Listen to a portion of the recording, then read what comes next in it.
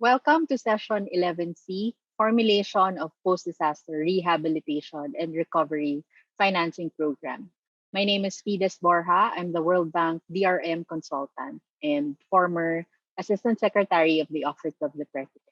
At the end of this session, the participants will be able to conduct post-disaster budget review based on the post-disaster needs assessment results, identify the different sources of financing based on the local disaster risk financing strategy, and draft the post-disaster rehabilitation and recovery financing program.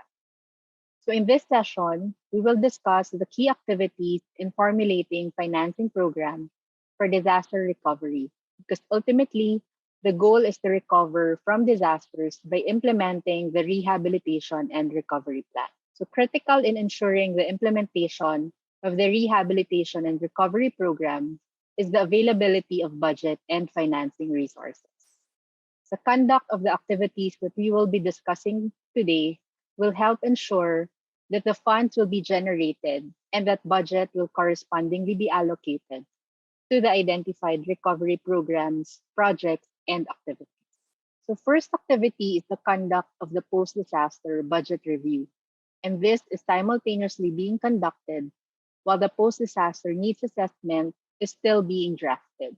Since there are simultaneous activities that are ongoing, it is important that LGUs and government are aware of who does what, who is in charge of the PDNA, and who is in charge of the conduct of post-disaster budget review.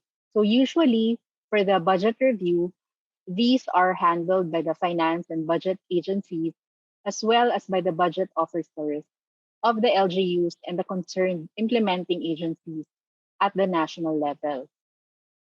So this activity will facilitate the early determination of the financing requirement, the available resources, and the funding gap and its recommended financing strategy. So to quickly quantify the economic cost of the disaster or early estimates of needs, the initial PDNA results provide an initial estimate of needed interventions. So we know that the conduct of PDNA usually takes time because it requires field validation, data gathering, and other related activities. The key here is not to wait for the completion of the full PDNA. The LGUs and government agencies may make use of the initial results of the PDNA as well as other available information. So this may include the baseline data of the affected LGUs as well as the science-based scenario building. Through this, the government may already pre-identify the possible disaster scenarios and the projected impacts. So you may already identify what are these critical infrastructures that may be affected or impacted by the disasters. So if you already have information that are already available on what and where are these critical infrastructures such as hospitals, school buildings, the houses or families that are living in disaster prone areas, then you can already pre-identify its possible impact.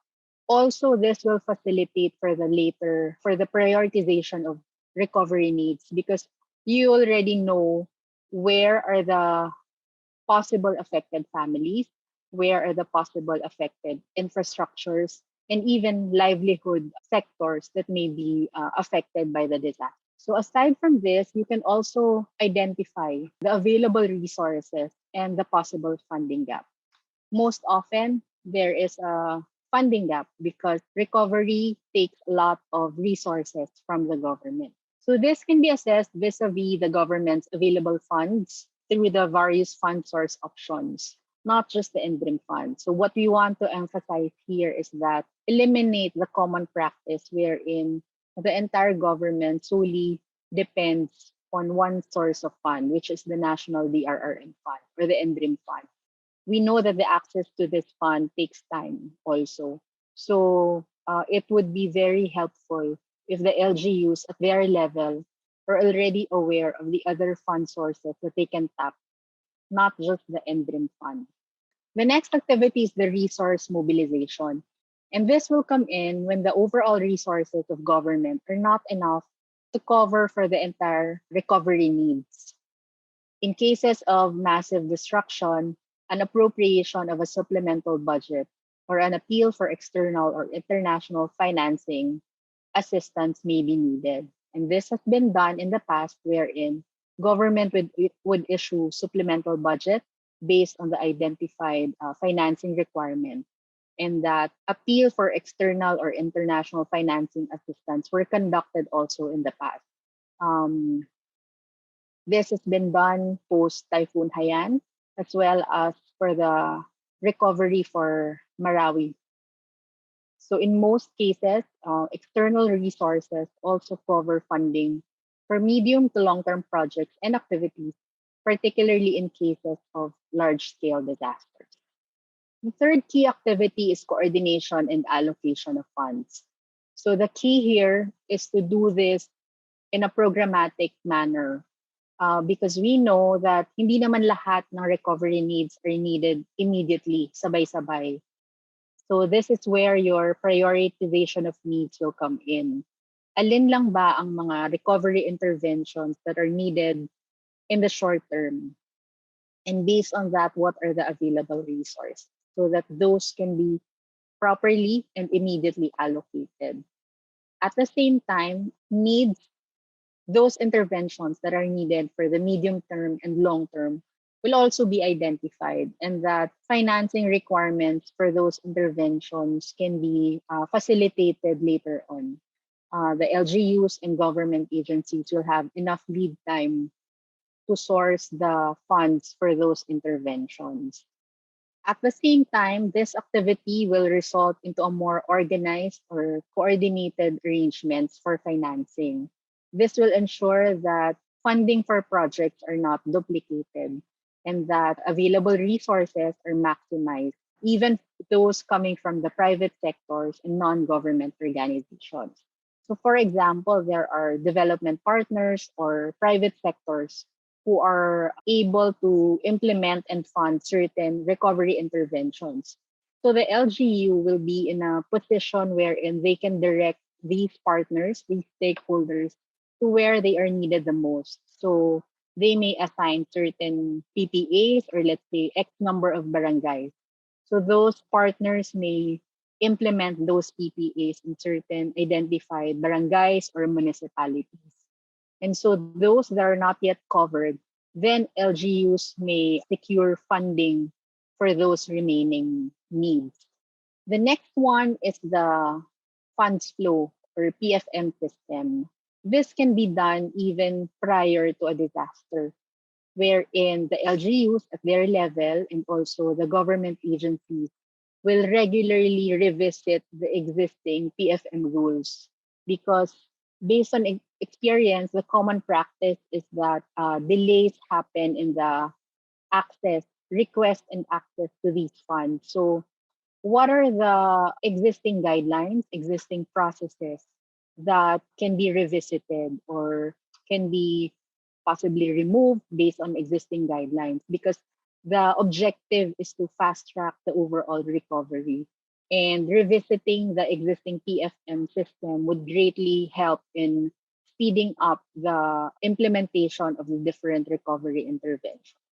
So the last and important activity is auditing and monitoring oversight. It is important that mechanisms are in place so that government and even third-party evaluators will be able to manage and track the funds. Where are the funds going? Saan sila na-implement? Saang barangay ang wala pang funds na nabibigay? But this will be discussed to you extensively in your next session on monitoring and evaluation. Now I will show you the template that we have developed to guide you in the development of your local disaster risk financing strategy.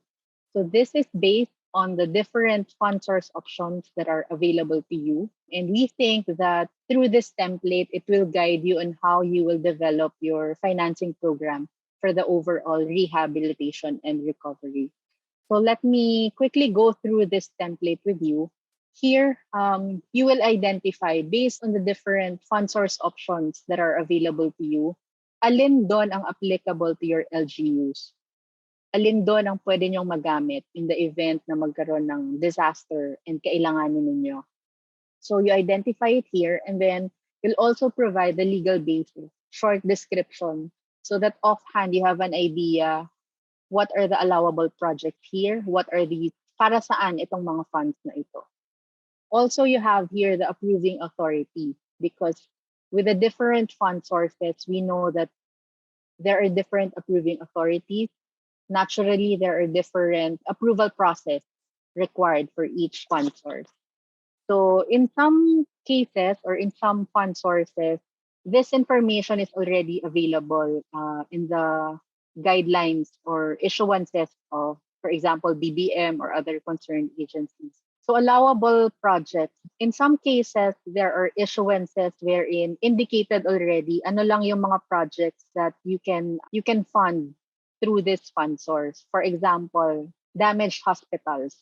So you can immediately see na for this PPA, for the damaged hospital, pwede ko siyang kunin dito sa fund source na to. And the next one is maximum amount ceiling. So similar with the allowable projects, there are issuances na naka-identify kaagad. Ano yung maximum amount ceiling lang. So that you'll have an idea na this is my limit for this project if I will source it from this fund. And so I can program or look for other fund sources for the particular funding gap nung PPA na yon.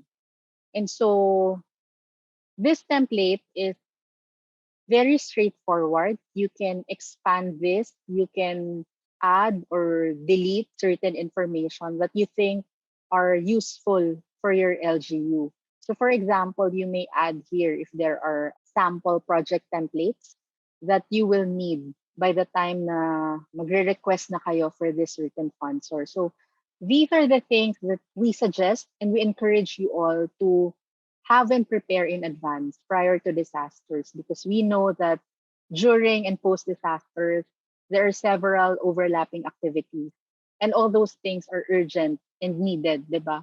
So with this, the LGUs will have a head start ng, for the subsequent implementation of the recovery PPP. And so we hope that you will regularly update this and make use of this simple template. So to close this session, it's important to remember that having a local disaster risk financing strategy in place pre-disaster and integrated in the overall preparedness and recovery plans would help ensure that recovery interventions are fully financed. And lastly, a duly funded rehabilitation and recovery program gives the government the credibility and creates public trust that projects and activities will be implemented. So thank you and stay safe.